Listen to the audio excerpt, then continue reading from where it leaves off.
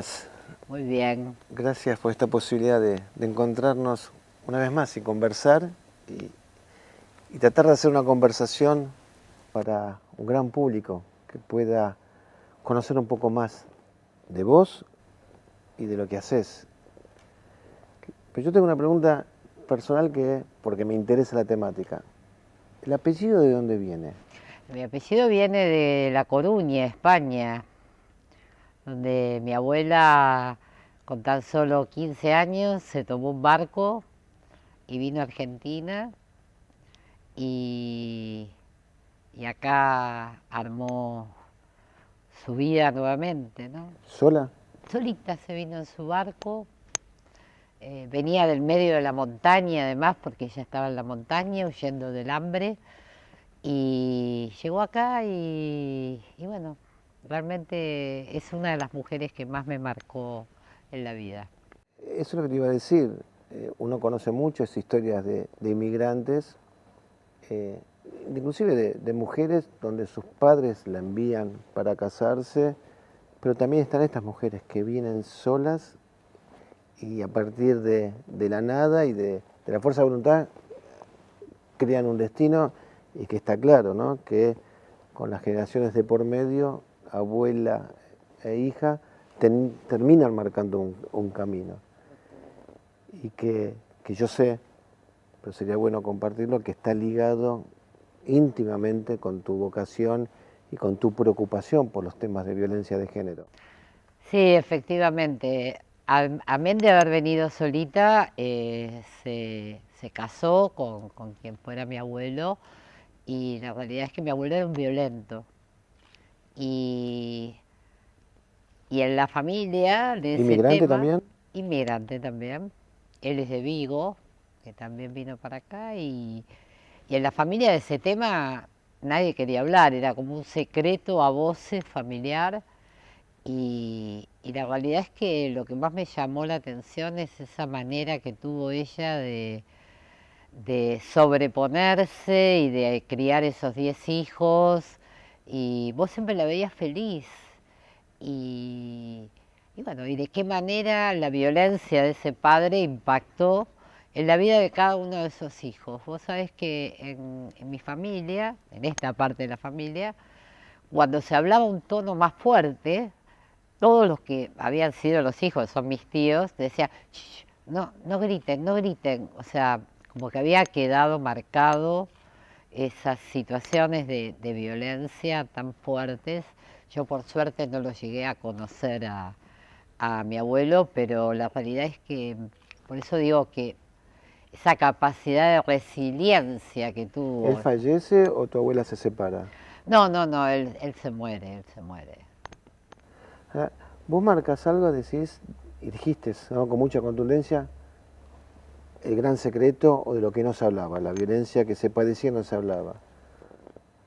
Exactamente igual que la sociedad, que durante décadas y hasta hace muy poquitito mantenía un gran secreto. Y en ciertos sectores todavía hay una resistencia porque eso se mantenga en secreto. Vos desde tu experiencia, desde tu trayectoria, ¿cuándo sitúas este cambio que hace la sociedad y cómo mundial de echar luz sobre el tema de la violencia de género? ¿Y dónde lo situás vos a la Argentina en esta historia?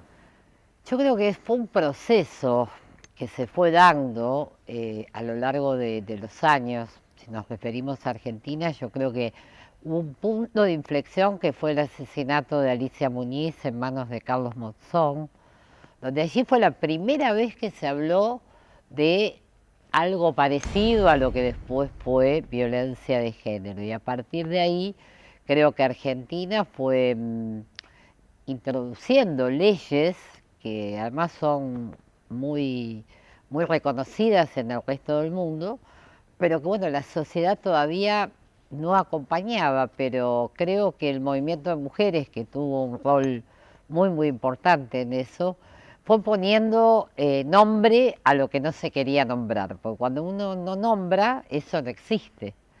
Entonces había todo un concepto de que la violencia era algo del ámbito privado, de la pareja, de la cual no había que hablar.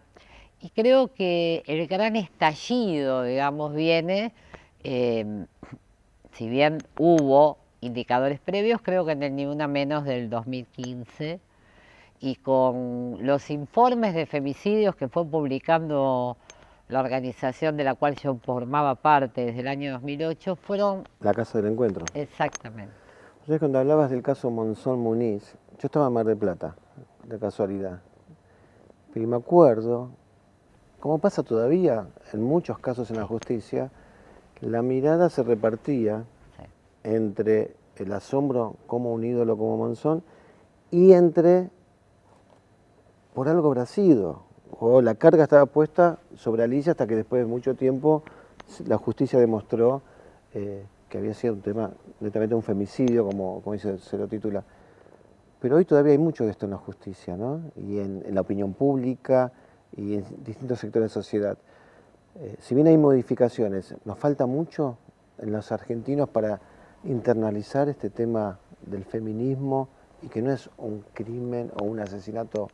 ¿Y por qué debería ser un femicidio? ¿Cuál es la carga que tiene que tener para que lo entendamos? En realidad todo esto fue un proceso que se fue dando y que va llevando a toda una sociedad a replantearse un montón de cosas, pero todavía la cultura machista, la cultura patriarcal sigue vigente y lo vemos cotidianamente en declaraciones de figuras públicas, en declaraciones de las actuaciones que tiene la justicia a la hora de fallar. Todavía hay fallos con un fuerte sesgo sexista. Hay un montón de cosas que se tienen que empezar a modificar y de hecho se están poniendo en cuestionamiento. Vos decías lo del feminismo. Antes había la idea de que el feminismo era la contrapartida al machismo, que las feministas estábamos en contra de los hombres.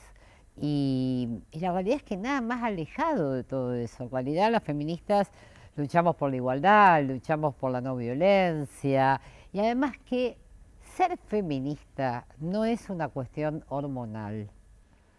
Feminista, eso lo dice mi amiga y compañera Diana Mafía, feminista puede ser cualquiera que defienda los derechos de las mujeres, el derecho por la igualdad y el derecho a vivir una vida libre de violencia. Esta historia nuestra de la sociedad, pero los argentinos que nos dedicamos permanentemente a plantear antagonismos donde no debe haber, ¿no? Ser hombre es ser macho y no ser feminista. La pucha, yo soy feminista por naturaleza, porque mi vida me lleva a eso y porque tiene que ver con el respeto. Y hoy creo que en la Argentina estamos viviendo un cambio cultural y un paradigma distinto. Creo que hay una agenda planteada diferente. Ahora también es cierto que no es lo mismo una agenda planteada en términos de igualdad para la mujer en las grandes urbes que en las pequeñas poblados, en provincias donde la cultura conservadora está muy arraigada. ¿Cómo lo viven ustedes desde la Casa del Encuentro y lo viven ustedes desde hoy, desde tu función pública, que tenés que monitorear y llevar políticas públicas con respecto a la mujer?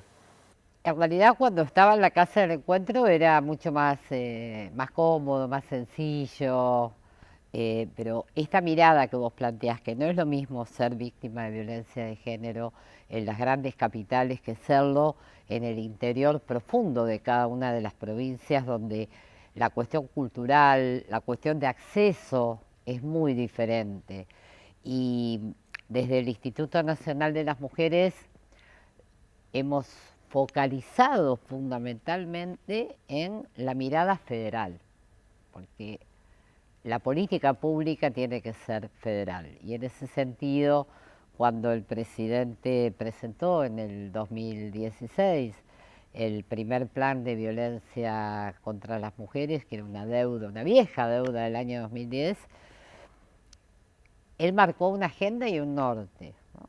Y el norte era trabajar para que todas las medidas y todas las acciones pudieran llegar desde Tolwyn hasta La Quiaca, que todas las mujeres y todas las personas pudieran acceder a las diferentes medidas del plan, que iban desde asistencia directa a cosas que tenían que ver con la emergencia, pero también con cosas a mediano plazo y a largo plazo, que son estas reformas educativas necesarias que se están planteando desde el jardín hasta la universidad.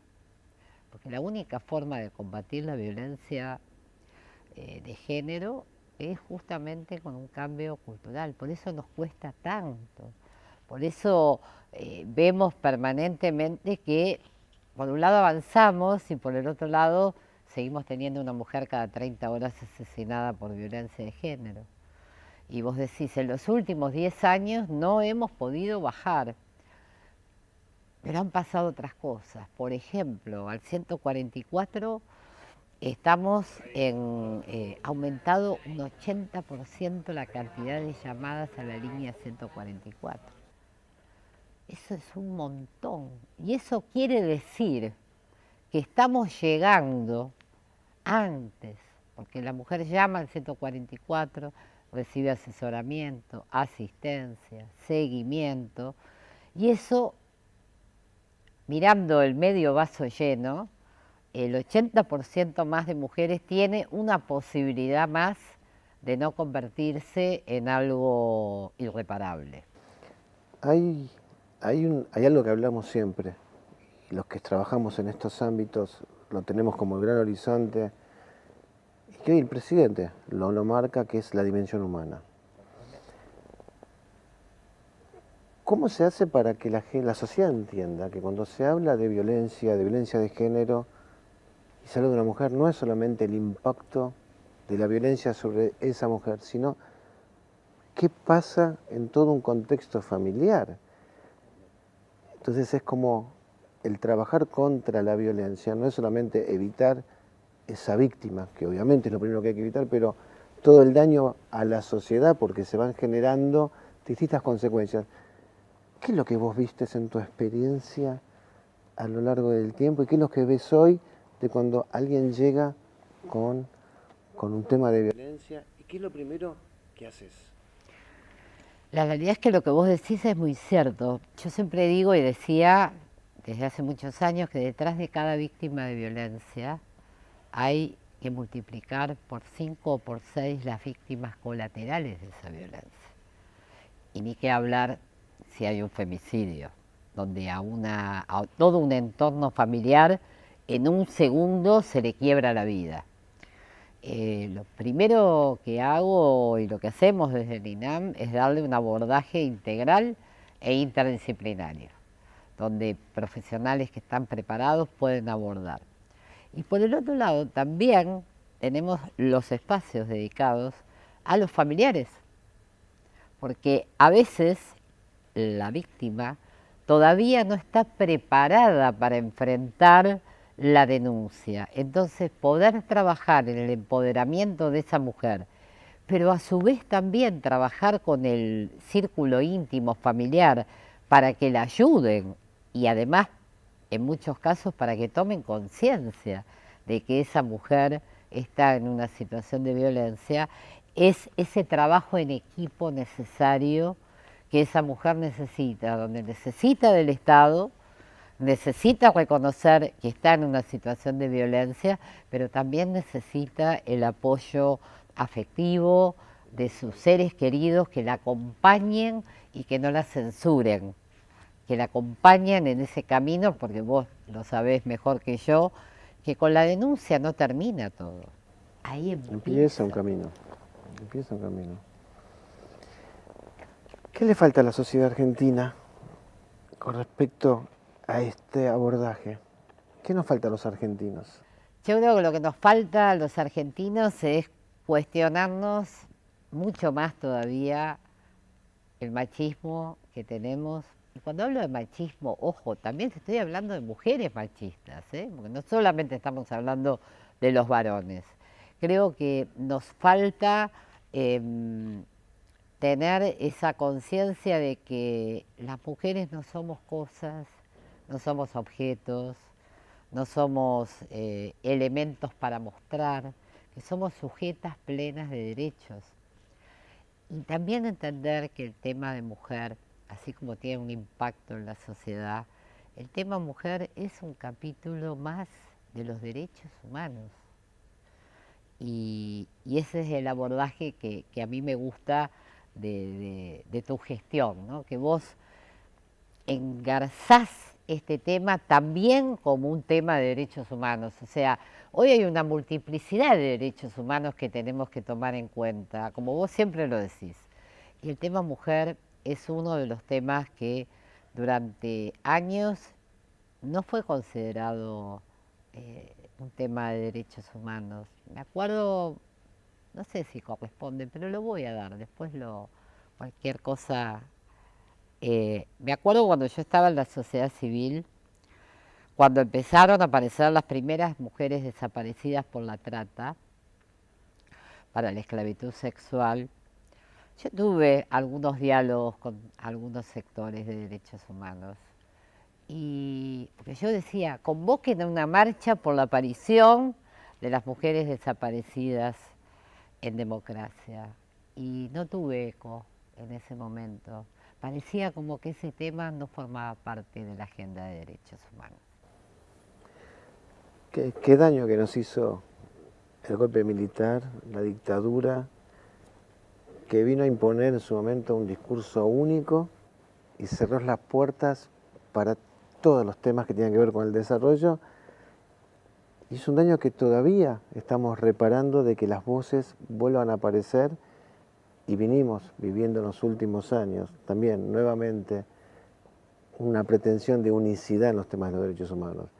Y no es ningún mérito mío, es ver lo que corresponde.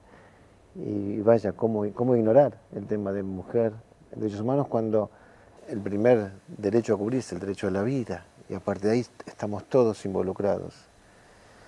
Así que me parece que este es el mensaje, ¿no? Lo hablábamos con María Luján Rey el otro día, el tema de estar involucrados y no ser indiferentes al dolor del otro en el momento que el otro lo necesita. ¿Crees que siempre es importante tener un 8 de marzo? Y yo creo que lamentablemente hasta que tengamos una sociedad igualitaria, hasta que no exista más una víctima de abuso, de acoso, de violencia, mientras las desigualdades estructurales sigan existiendo, que por igual trabajo las mujeres percibimos diferentes salarios, creo que es necesario como justamente como eso, como conmemoración, como homenaje a tantas mujeres que hoy lamentablemente por distintas cuestiones no están, y una manera de llamar la atención para que justamente podamos construir una sociedad mucho más justa, más igualitaria, y creo que en ese camino a lo mejor llega un día donde no haga falta tener un día específico, pero mientras esto sucede, creo que el 8 de marzo, el 25 de noviembre, ahora el 3 de junio, creo que son fechas importantes porque creo que yo siempre digo que cuando nos matan, cuando nos abusan, cuando nos acosan, no nos preguntan de qué sector social somos o de qué partido político o a quién votamos, simplemente nos agreden. No, yo coincido, la pregunta fue a propósito, yo coincido que es necesario el 8 de marzo porque yo soy un defensor de las efemérides. Son fundamentales y llenas de contenido y contar la historia una y otra vez. Hay un viejo y permanente mandato dentro de la tradición judía a la cual yo pertenezco, que dice, y le contarás a tus hijos, y le contarás una y otra vez para que la historia no se olvide, pero que la historia sea enriquecida y cambiada y que podamos vivir en mayor armonía y con más derechos. Te agradezco infinitamente y te digo, vos le pusiste a tu fundación la Casa del Encuentro y creo que es la mejor definición porque la valentía de encontrarse es la que te permite decir, contar y buscar de aunar fuerzas para seguir trabajando. Y en eso nosotros y millones estamos codo a codo. Te agradezco muchísimo. Gracias a vos.